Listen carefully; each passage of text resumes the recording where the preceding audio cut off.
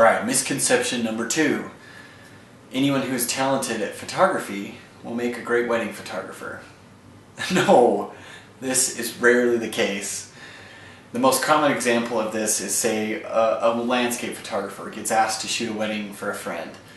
And the friend is thinking this whole time, well, this guy is so good at shooting mountains and valleys, rivers, waterfalls, whatever it may be. Everything I've seen is just gorgeous. And so shooting this wedding will be a walk in the park. It's practically the same thing. No, it's not the same thing. It's like asking a foot doctor to perform corrective eye surgery on you. Are you going to do that? No, probably not. That would be ridiculous.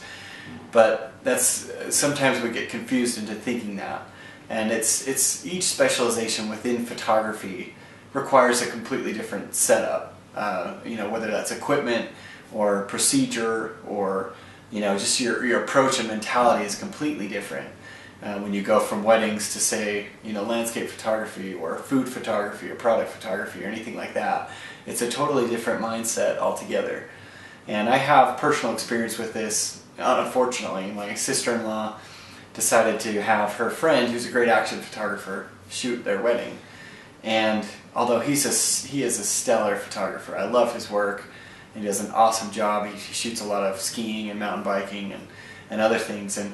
But anyways, they had him shoot their wedding, and the results came back, and they were just so devastated because the photos were unnatural and sterile and kind of out of place a little bit, and that's been her biggest regret ever since.